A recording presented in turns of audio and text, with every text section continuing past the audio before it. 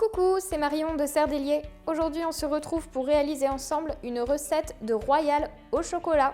Il sera composé d'un biscuit Joconde aux amandes, d'un croustillant au praliné amande et d'une mousse au chocolat. On commence tout de suite la recette avec la réalisation d'un biscuit Joconde aux amandes et c'est le gâteau qui servira de base à notre royal au chocolat. C'est d'ailleurs un biscuit de base qui peut servir en base de tous vos entremets. D'ailleurs, je vous invite à retrouver toutes nos recettes d'entremets sur notre chaîne YouTube et à vous abonner pour être averti de toutes nos nouveautés. Pour réaliser le biscuit Joconde aux amandes, vous allez avoir besoin de farine, d'œufs, de poudre d'amande, de sucre glace, de beurre fondu, de blanc d'œuf et de sucre. Le biscuit Joconde nécessite 4 préparations. D'un côté, le beurre fondu. D'ailleurs, je vous conseille de faire fondre votre beurre avant de commencer la recette, car nous l'utiliserons refroidi. Ensuite, on va rassembler ensemble l'ensemble des poudres que l'on va tamiser. Ensuite, vous avez besoin d'une meringue française. Pour cela, c'est très simple. Vous faites monter vos blancs, vous ajoutez le sucre en pluie à partir du moment où il mousse et vous vous arrêtez lorsque la meringue est ferme et lisse. Et enfin, vous aurez besoin d'un mélange d'œufs et de sucre glace monté au ruban.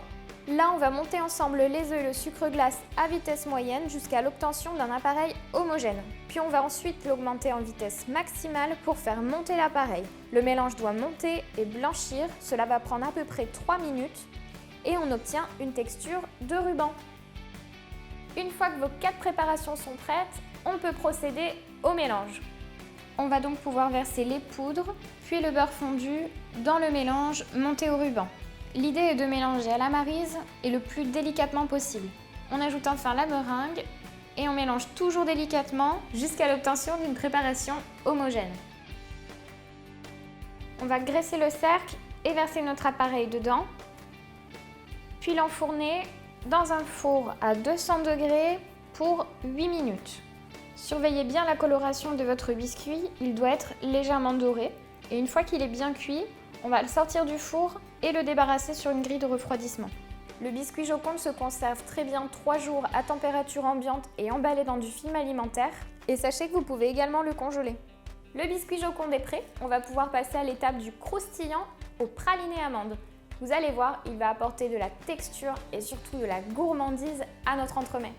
Pour faire le croustillant, vous allez avoir besoin de chocolat au lait, de praliné amande, de brisure de crêpe dentelle et de pralin en grains. Cette étape est très rapide à réaliser. Pour cela, il vous suffit de faire fondre votre chocolat au micro-ondes, d'y ajouter le praliné amande, de mélanger, puis d'ajouter le pralin en grains et les crêpes dentelles. Vous mélangez le tout jusqu'à l'obtention d'une préparation homogène et vous le versez entre 2 feuilles de papier cuisson.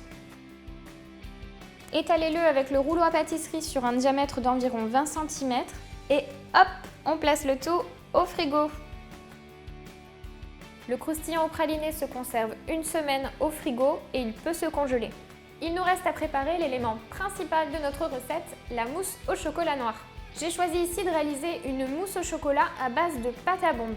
Ce n'est pas la mousse au chocolat la plus aérée qui existe, mais elle est onctueuse et fondante et elle sera parfaite pour notre entremets au chocolat.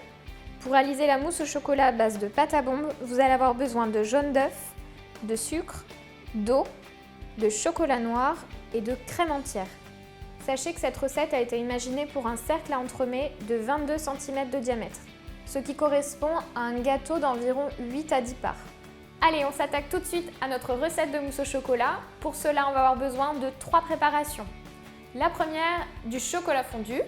La seconde, une crème montée. Et la troisième, de notre fameuse pâte à bombe. Pour commencer, faites fondre votre chocolat noir sur un bain-marie. Une fois qu'il est fondu, vous le réservez jusqu'à son utilisation. Pour la crème, il suffit de la fouetter jusqu'à l'obtention d'une texture ferme, mais pas trop. Si votre crème est trop ferme, vous risquez d'avoir une mousse un peu trop dense. Finissez ensuite par réaliser votre pâte à bombe. Pour cela, c'est très simple, on va mettre les jaunes d'œufs dans la cuve du robot muni d'un fouet. À côté de ça, vous chauffez dans une casserole de l'eau et du sucre et vous portez votre sirop entre 118 et 121 degrés. Quand votre sirop arrive à 115 degrés, vous pouvez commencer à fouetter vos jaunes dans votre robot.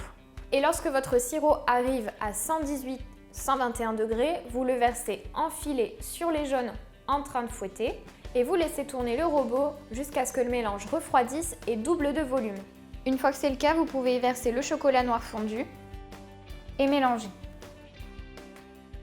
Cette étape doit se réaliser rapidement car si le chocolat est trop froid, il risque de figer et de créer une texture granuleuse à votre mousse. S'il est trop chaud, en revanche, il risquerait de faire retomber la crème.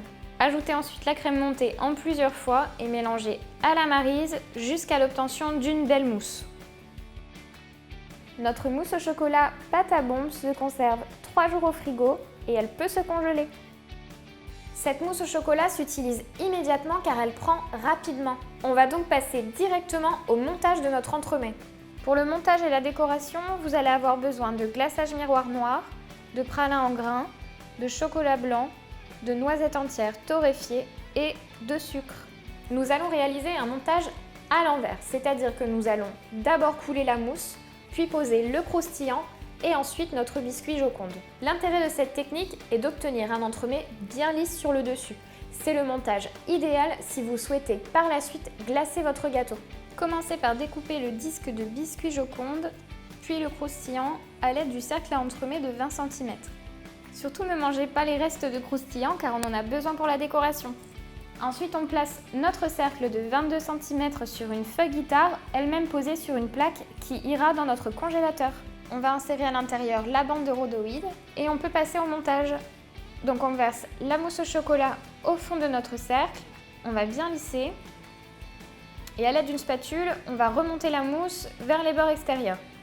Voilà, une fois qu'on est sûr qu'il n'y a plus de bulles d'air, on peut rajouter de la mousse pour combler le vide, puis déposer le disque de croustillant et on le fixe avec un peu de mousse, puis on ajoute le biscuit Joconde. On appuie légèrement pour faire remonter la mousse sur les bords et on lisse une dernière fois la spatule avec le reste de mousse. Une fois que c'est bien lisse, il ne reste plus qu'à placer le tout au congélateur pour au moins 4 heures et dans l'idéal toute une nuit. Pour la décoration, on va caraméliser des noisettes. Pour cela, il suffit de faire un caramel à sec. C'est tout simple, on fait chauffer du sucre dans une casserole sur feu moyen jusqu'à l'obtention d'une couleur ambre. Il suffira de tremper les noisettes dans le caramel et de les suspendre à l'envers sur un demi ou du polystyrène. Ensuite, on passe au glaçage. Pour cela, on va chauffer 2 pots de glaçage miroir noir au bain-marie. On va le porter à 45 degrés. Une fois que c'est fait, on va débarrasser le glaçage dans un verre doseur. Et on va attendre que la température atteigne 35 degrés pour pouvoir le couler sur notre entremets. Du coup, en attendant que le glaçage atteigne sa température, on va poser le royal sur un support poche à douille et le décercler. On n'oublie pas d'enlever le rhodoïde. Et je vous conseille de passer votre doigt sur tout le bord de l'entremets pour arrondir et ainsi faciliter le glaçage. Une fois que votre glaçage est à température, versez-le doucement sur le centre, puis vers les bords extérieurs de l'entremets. Évitez toutefois de repasser plusieurs fois au même endroit afin d'éviter qu'il y ait des traces de coulure, car le glaçage fige rapidement. Veillez tout de même à ce que le glaçage recouvre bien tout l'entremets. Je vous conseille de passer un coup de palette sur le dessus pour enlever l'excédent de glaçage. Avant de le déplacer, on va coller du pralin en grains sur tout le tour du royal. On va pouvoir le poser sur un rond or en s'aidant d'une ou de 2 grandes palettes. Il ne restera plus qu'à tracer des lignes avec du chocolat blanc fondu, d'y poser nos noisettes caramélisées sur le dessus, quelques carrés de croustillant au praliné et du pralin en grains. Sachez que vous avez 3 jours pour déguster ce gâteau. Laissez-le bien reprendre 30 minutes à température ambiante et ensuite 4 heures au frigo avant de le déguster. Moi j'espère que vous allez vous régaler avec ce gâteau super gourmand. En tout cas chez Serre Delier, on n'en a fait qu'une bouchée.